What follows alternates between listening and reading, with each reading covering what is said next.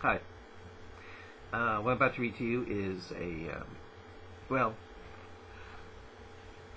I took my Quran, one of my Qurans, and I used bacon to mark the pages like Anne Barnhart did. Brave Anne Barnhart, who I feel is very heroic. I consider her a heroine. Far braver than I, because I would never use my name and where I lived, give it up. Because you know something? Although I believe in martyrdom, I feel martyrdom should be a last resort. So anyway, what I'm going to do is I'm going to read all the parts of the Quran that I feel are evil, and I'll rip them out. However, I'll also read the parts that are stupid, but I'm not going to rip those out.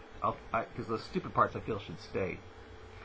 I'm telling you that I feel that Islam is the most evil religion on the planet. All because of Al-Quran. The Quran. Okay. I will continue reading the stupid and evil parts of the Quran, and I'll continue ripping them out. Alright. Yeah. Okay. Alright, another part of the Quran that I feel needs to be destroyed is Quran 3.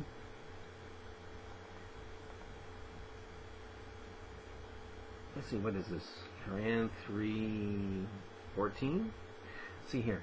We have made our, Allah talking again, we have made our, loves to say our even, again, it's the majestic our, majestically stuff, even though to Allah, partnering with Allah is the worst of sins, you know. It's called shirk. It's worse than murder, genocide, rape, or you know it. And yet Allah, in the Quran, for some reason, always says we and our most of the time. Never does it in his before scriptures, which is the Injil and the Bible, or, you know, never does it then. But for some reason, he says it all the time now. And yet, again, you'd think Allah would be the last being in the universe to have the majestic we. And Muslims say, well, that's because he's so majestic and great that he's like the king. Kings use we. Well, kings aren't Allah. So it doesn't make sense. That's not a good excuse. But anyway, I'll read this part that needs to be, probably needs to be destroyed or stay, depending on how stupid it is. Okay, we, that's all talking, have made our revelations plain to you. Oh, really? Oh, really? I'll read some scriptures that are not plain, if you know what I mean. If you would, comprehend. In other words, if you would understand. Right. Okay, whatever you, whereas you love them, that means the unbelievers, they do not love you even though you believe in their holy books, the Psalms, the Torah, and the Gospels. Oh, really? By the way, I thought the Psalms, the Torah, and the Gospels were not my books, but Allah's. If you read the Quran, the Psalms, the Torah, and the Gospel, also called the Injil, is supposed to be the words of Allah. They're not mine. They're supposed to be Allah's. Yeah. But do you see how this is setting up alienation between non-Christians and Muslims? It's saying that I, as a non-Muslim, hate Muslims. Far from the truth. And most non-Muslims I know don't hate Muslims. This is a lie. This is trying to set up alienation between non-Muslims and non-Muslims. This is evil. But I'll continue reading here. Okay. Yeah. Whereas you love them, they do not love you, even though you believe in their holy books, the Psalms, the Torah, and the Gospels. In other words, you believe the Bible. Even though you believe the Bible, why would you hate you even if you believed in our Bible? If it is our Bible, you know. It doesn't. This is a lie. Oh, I'm pretty sure there's some non-Muslims who hate Muslims, but I don't. And a lot of non-Muslims I know don't hate Muslims. I'll continue here. When they meet you, they say, we also believe in your prophet and your Quran.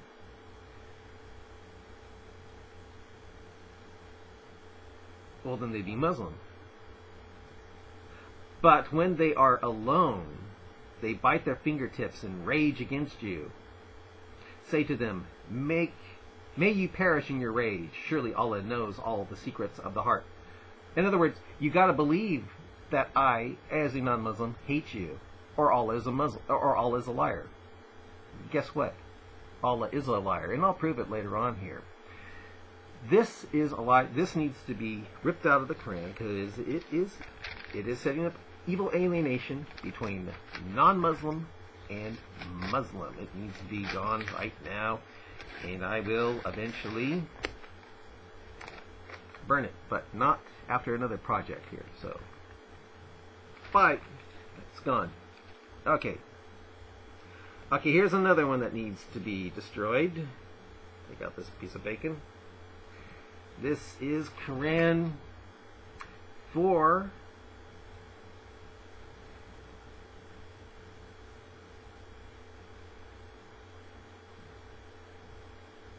Oh no, it's Quran 3.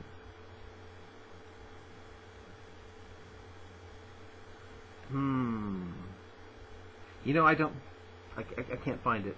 It's, oh well. Yeah, I can't find where it was. It's not marked. Oh well. But I'll read another one here. Okay, this next part that needs to be taken out is this is Quran 4 verse 15 through 16, where if a woman is guilty of being lewd, she's supposed to be locked up until death takes her, or until Allah thinks of another way. And then this Muslim who writes it says, "Oh yes, Allah did think of another way," and you find out she's supposed to be whipped. But in the Quran here, if you read most Qurans, she's supposed to be locked up until death takes her, if she's been lewd. Whereas if a man is guilty of being lewd, he's just supposed to be punished until he repents or something like that. In other words, it's far worse for a woman. I mean, she's locked up until death takes her, or until Allah thinks of another way. But then the guy says here that Allah did come up. He abrogated this and said it's to just flogging, to be whipped. Goes to show that Allah's words do change. You know, when Muslims say, "Oh, they cannot be changed," yeah, Allah just changed His words here. But that is evil because it shows the difference.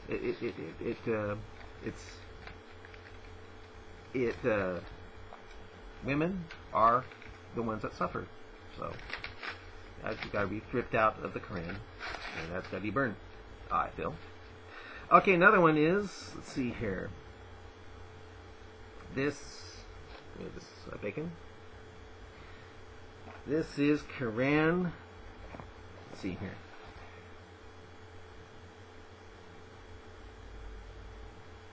Oh yeah, yes, that's right. It's Quran 4:24,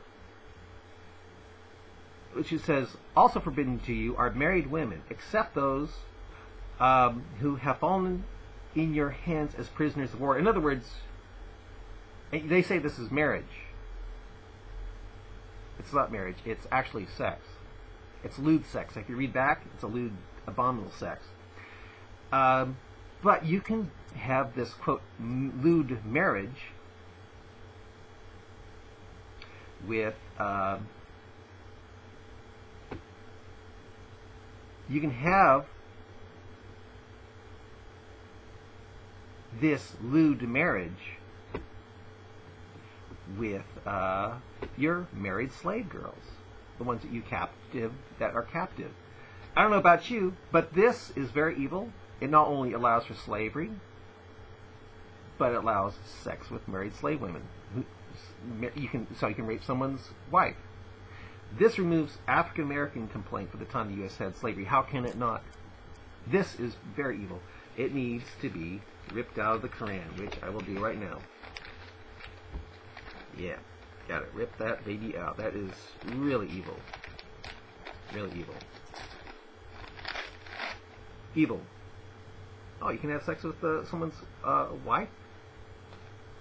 A non-Muslim's wife? Okay. Yeah. That removes African American right for the time the U.S. had slavery. It does, homie. It does. Okay. Another one here. Let's see here. This is Quran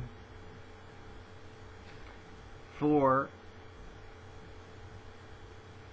Oh, this is Quran 4, 34, which is, Muslims will say it means beat lightly. In other words, you tap them if you fear disobedience from your wife. No, it means beat. It doesn't mean tap them lightly. It doesn't mean tap on. Beat them lightly. Tap them.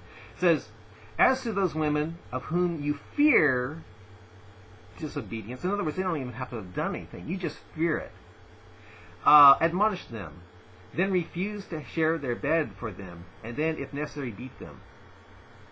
But you get this? It says if you fear. In other words, they could be innocent, but if you fear that they might be, rebellious, you can beat them. That is setting up alienation between husband and wife. That is evil. But you know something? This is a lot like Quran 18:74 through 81, where an innocent youth is killed by a traveling companion of Moses just by fearing that the boy would grow up to disappoint parents or show ungratefulness toward Allah. It's this type of mentality, this type of thinking, where you fear from your wife or your son, so you can kill them, that sets up, quote, honor killing. I blame this passage here in Quran 18:74 through 81 for creating, quote, honor killing. If it weren't for these two passages, that pretty Pakistani girl, woman, wife, Bridges TV would probably still have her head on. I've got to continue this on another one, but